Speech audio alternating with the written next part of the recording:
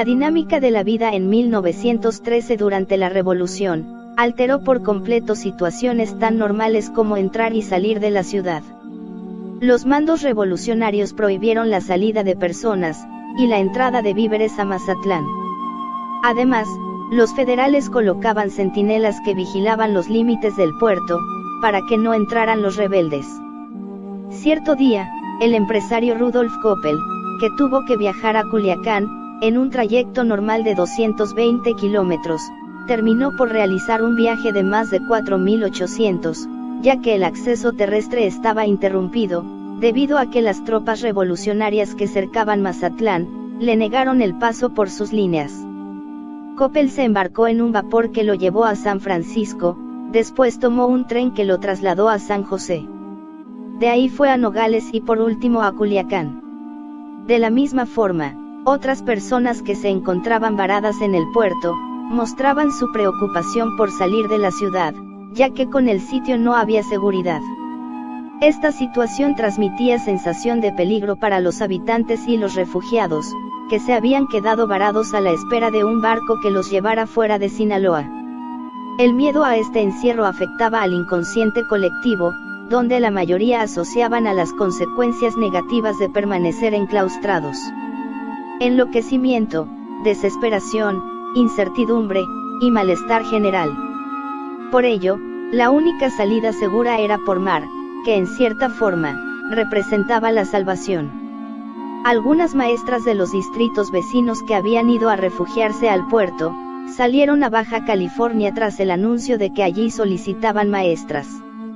Las familias Tellaeche, Saripa, Salmón, Noris y Magaña que venían huyendo de Culiacán, se embarcaron hacia el interior de la República en el vapor Jackson. El miedo empezó a hacer estragos también en otros polos de la sociedad como leñadores, carboneros, acarreadores de maíz y fruta, que venían a trabajar a Mazatlán. Dejaron de verse, porque tenían miedo de venir al puerto, por lo que ya se observaban muy pocos en la ciudad.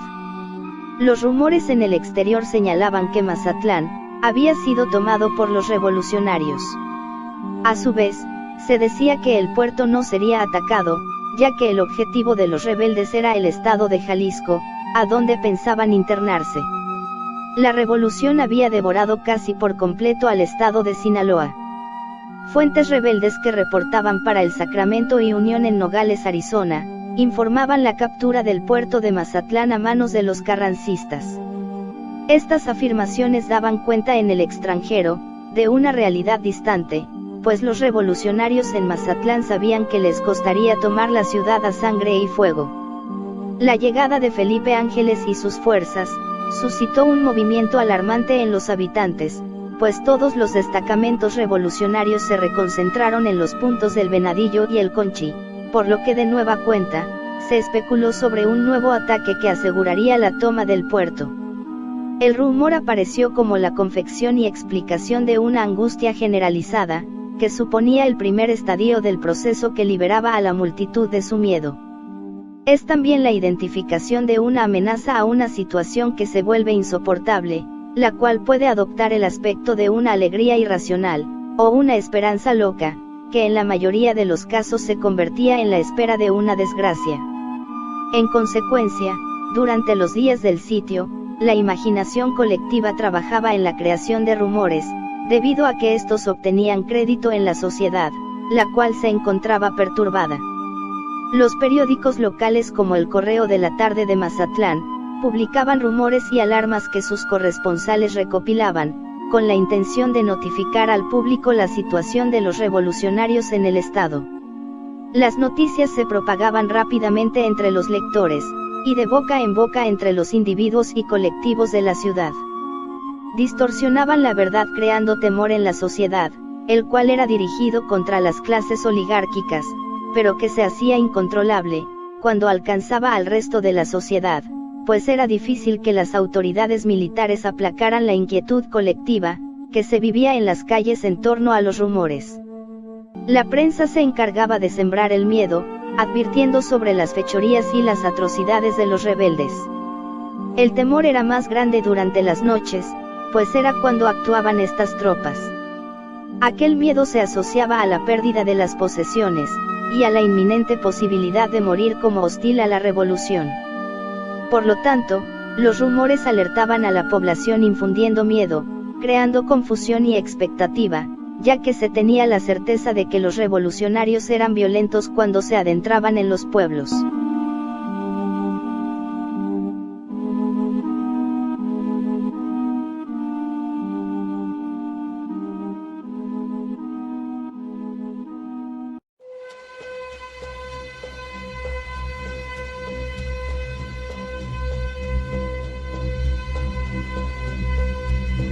A pesar del cerco establecido en Mazatlán, viajeros y migrantes seguían huyendo de El Rosario hacia Mazatlán. Para entrar por los campamentos se necesitaba un pase, y los que no lo tenían eran detenidos hasta que lo consiguieran. En un escenario de incertidumbre, los adeptos del huertismo, que no contaban con garantías y respeto de sus vidas, optaron por abandonar sus hogares en Sinaloa. A mediados de 1914 más de 4.000 personas, agricultores, comerciantes, empresarios industriales y mineros, decidieron huir de la entidad, dejando atrás gran parte de sus propiedades, las cuales fueron confiscadas por la Oficina de Bienes Ausentes y Subsidio de Guerra, fundada el 13 de agosto de 1913. Durante esos meses, dicha instancia averiguó la postura política de personas sospechosas que guardaban relación con el huertismo, por lo que se les juzgaba enemigos de la causa constitucionalista. Los enfrentamientos militares no obstaculizaron que dentro del puerto, los habitantes dejaran de lado las actividades religiosas, así como sus festividades entre otras cosas. Si bien el problema de la contienda continuaba, la visión de la sociedad frente al conflicto, era la de mantener el orden y la calma durante el proceso del encierro, pero sin dejar de lado el peligro, que representaba garantizar una seguridad absoluta en las distracciones cotidianas durante la revolución. Muchos mazatlecos buscaban refugio en la religión, para sortear los temores de la revolución, pidiendo a la divina providencia, la intercesión de la paz en Sinaloa y México. La posibilidad de una guerra extranjera con los Estados Unidos, era latente. La mañana del 21 de abril de 1914, los mazatlecos se enteraron de que americanos y mexicanos se batían en Veracruz, y que los buques de la Marina de Guerra bombardeaban la ciudad. Para muchos, era el primer paso de una invasión general. La patria se encontraba en peligro. La ocupación injustificada, se relacionaba al miedo de una guerra con los Estados Unidos, o peor aún, hacia una posible anexión.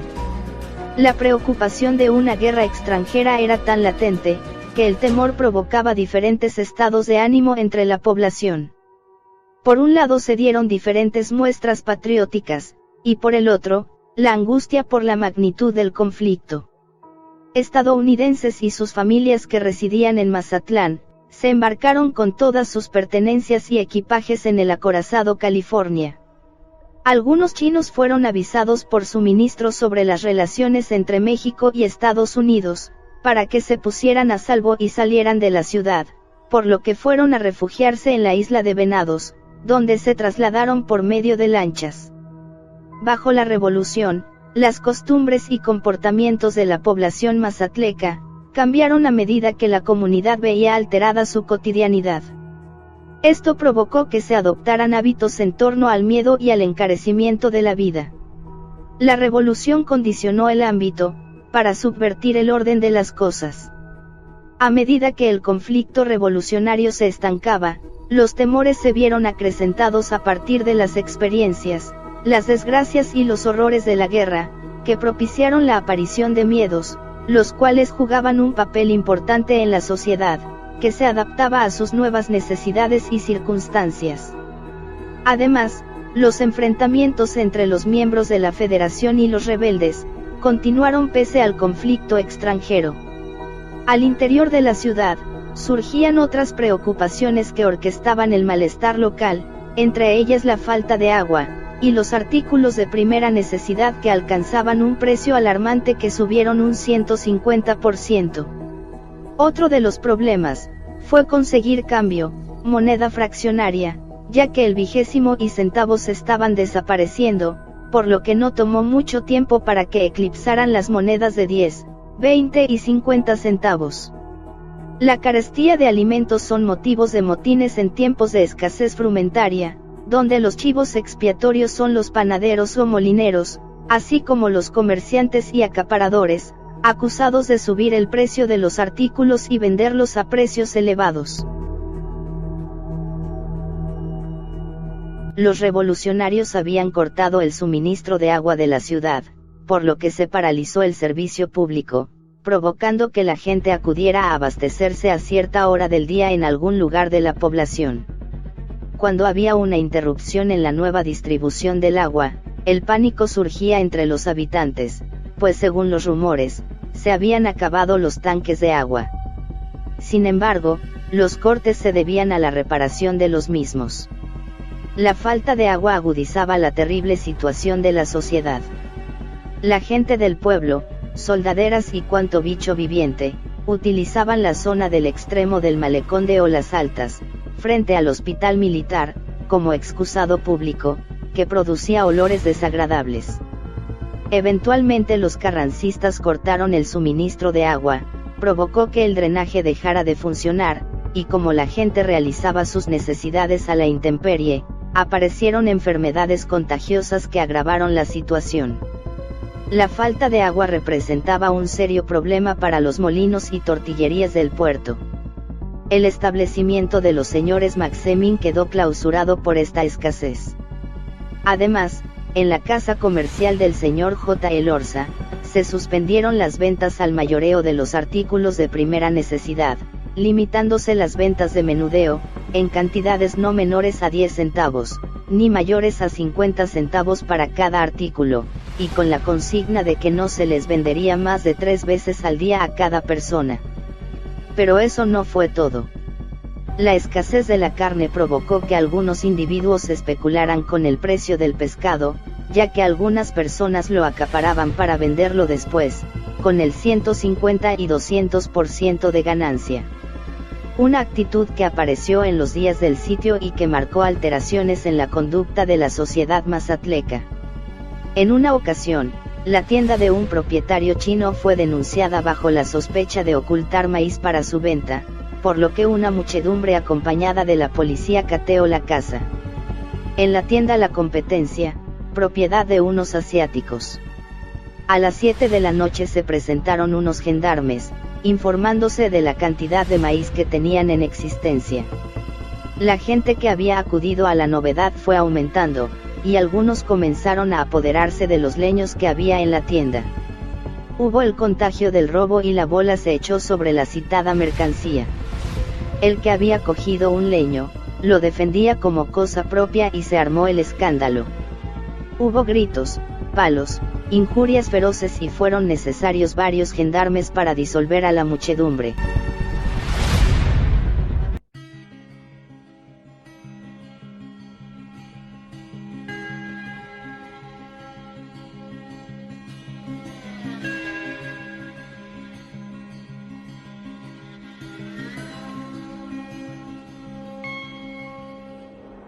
Antiguamente, las mujeres jugaban el papel de motor en las conmociones provocadas por la carestía y escasez de granos. Defendían la vida de sus hijos y la existencia física del hogar, lanzándose a los tumultos por el precio del pan, y la justicia a la que debían sujetarse los acaparadores. Los primeros días de junio, unas 200 mujeres mazatlecas persiguieron el carruaje del comandante federal, a quien le rogaron que entregara la plaza a los carrancistas, ya que así evitarían mayores sufrimientos.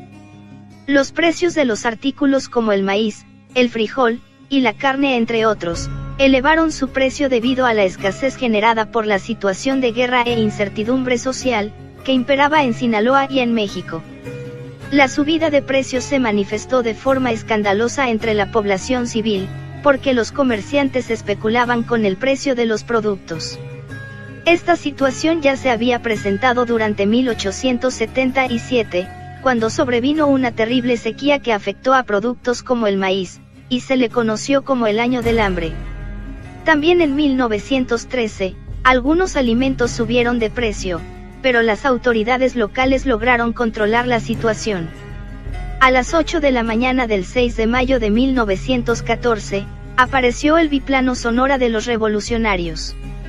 Se le había visto maniobrar en las afueras de Mazatlán, y en lugar de arrojar boletines como usualmente lo hacía, arrojó 2 bombas de dinamita, que causaron terribles desgracias entre los vecinos, matando a 4 e hiriendo a otros 10 en la calle del Carnaval.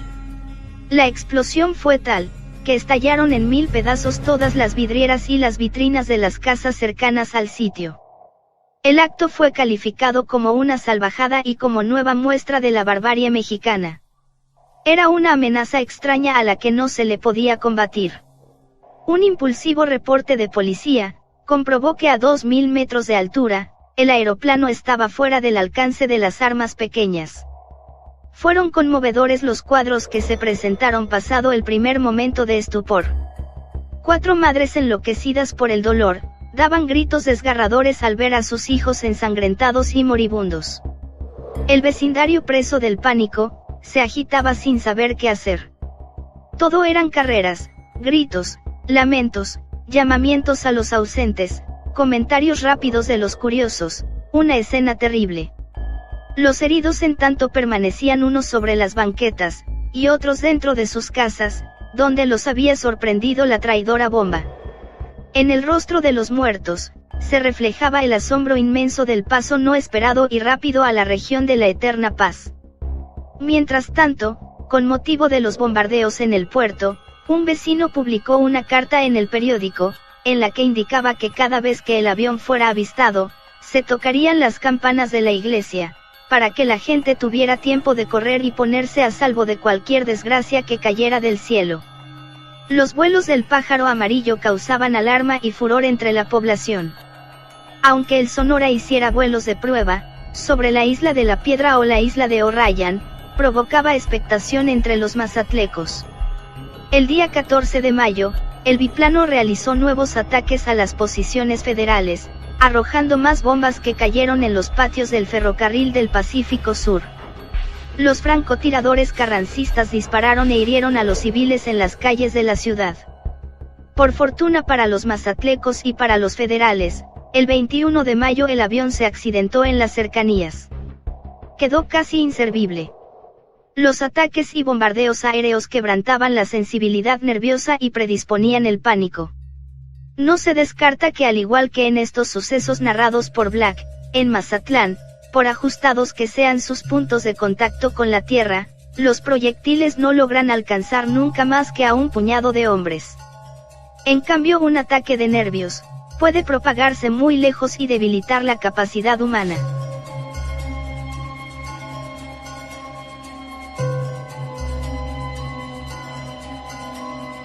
En diciembre de 1913, cerca de Guaymas, Sonora, entre 1.500 y 2.000 yaquis y mayos fueron reclutados voluntariamente por los constitucionalistas.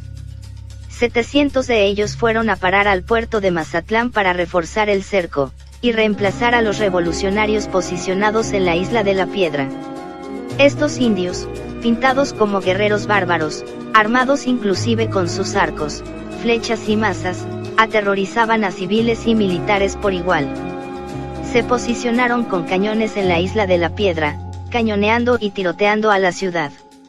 Su silueta, así como sus figuras indiscutibles, podían ser observados todo el tiempo desde distintas posiciones de la ciudad.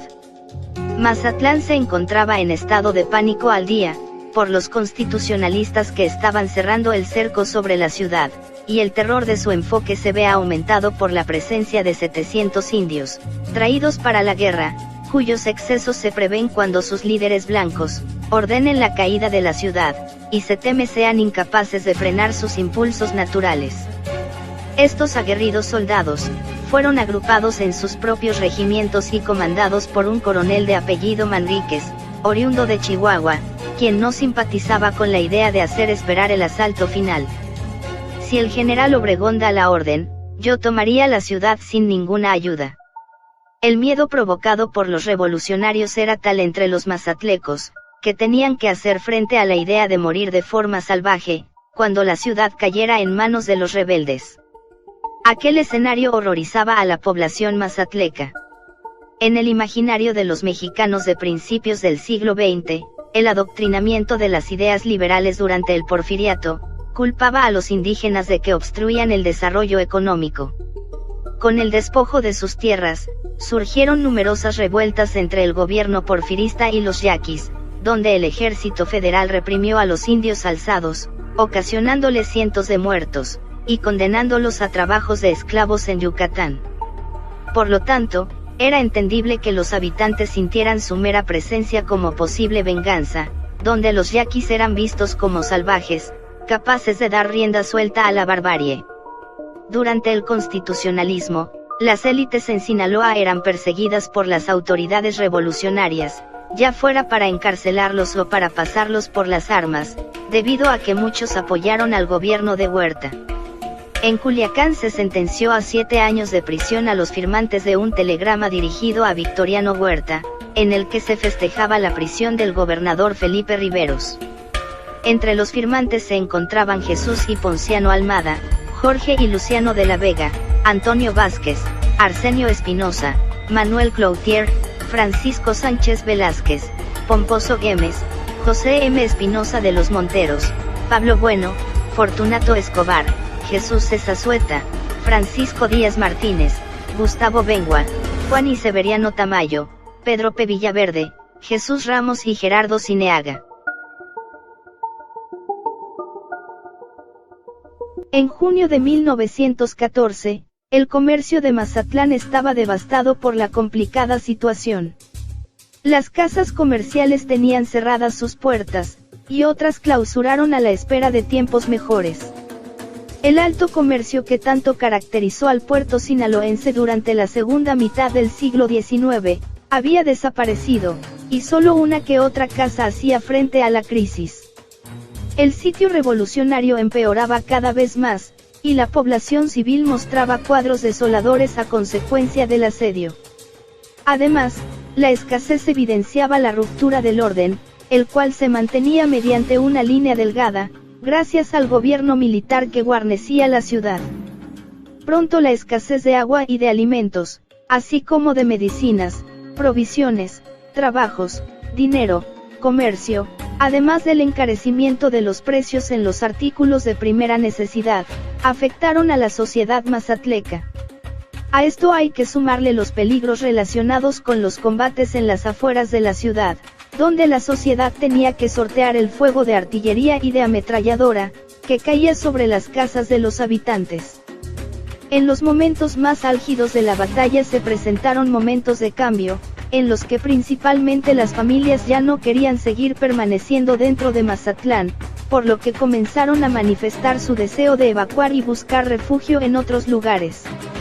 Este éxodo abarcaba a toda clase social, y se dio cuando afectaciones provocadas por la revolución ahondaron en el inconsciente colectivo con los bombardeos aéreos y la toma de la ciudad por parte de los soldados yaquis, que evocaba una situación de extremo peligro para los mazatlecos, por lo que muchos evacuaron la ciudad.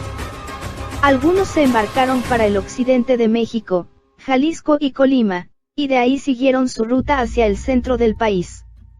Otros se fueron al puerto de San Francisco, o a la bahía de Monterey en California, Estados Unidos, y de allí se movieron al interior. Muchos se establecieron en el área de Los Ángeles. En el vapor Limantur zarparon para Manzanillo, 260 pasajeros, entre los que se encontraban distinguidas personas del puerto. Los señores Careaga hermanos recibieron infinidad de solicitudes de pasaje, que no pudieron atender, ya que el buque no podía recibir más pasajeros sin comprometer su seguridad. Algunos incluso se dirigieron a bordo sin llevar boleto, ya que estos les fueron negados por la agencia naviera, y devueltos por el capitán Erezuma. Desde San Francisco, el vapor City of Sydney que se dirigía a los puertos del sur, llegaría a Mazatlán, para atender las numerosas solicitudes de pase para Manzanillo. Las familias que veían amenazadas sus vidas, riquezas y propiedades con la revolución, salían de Mazatlán. Muchos embarcaron hasta sus fábricas rumbo a Manzanillo, Colima. Así llegó al puerto colimense, Antonio Díaz de León, con una gran cantidad de maquinaria para fabricar puros, cigarros, jabones y chocolates, así como equipo de imprenta y litografía. Su intempestiva huida del puerto sinaloense, obedecía a que debido a su apoyo al huertismo, las autoridades de aquel lugar buscaban su aprehensión y la confiscación de sus bienes.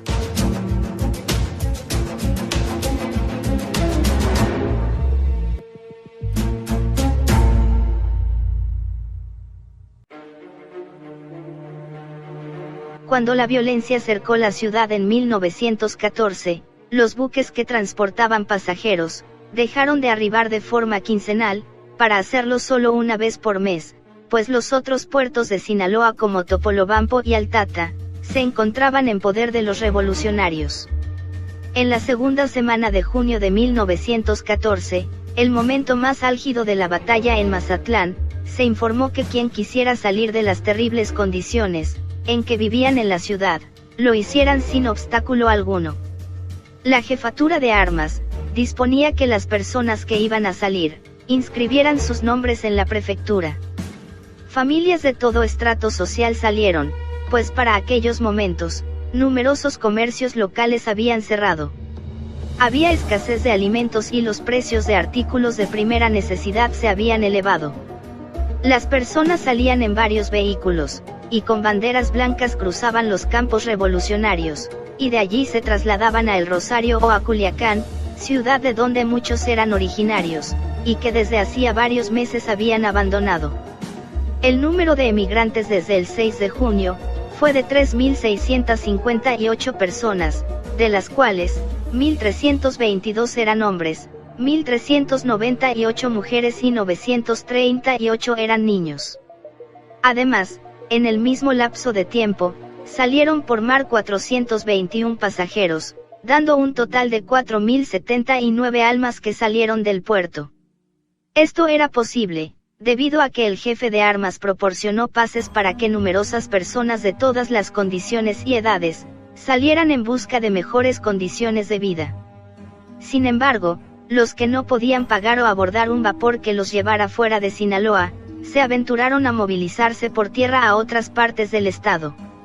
En algunos poblados cercanos a Mazatlán, los emigrantes se enfrentaron a una situación terrible. Las casas donde se pedía posada, reposaban hasta 3 familias al mismo tiempo. No había comida ni seguridad, pues los bandidos merodeaban la zona. Según una expresión del Correo de la Tarde, la mayor parte de los emigrados de este puerto, fueron en busca de lana y están saliendo trasquilados. Por lo que se puede intuir, que la situación estaba igual o peor que en el puerto.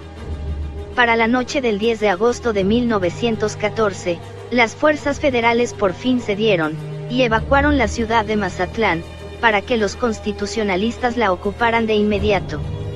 Además, todos los presos federales fueron alineados en las afueras del edificio de la aduana, para que vieran cómo 15 de sus oficiales y 2 voluntarios eran fusilados.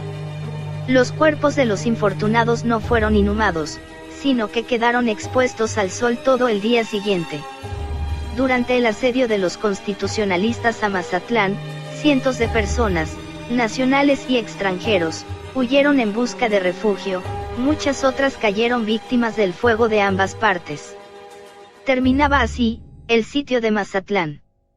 Pero no sería el fin de la pesadilla, pues los triunfadores cobraron una elevada cuota, tanto económica como social, a un pueblo que consideraban como porfirista.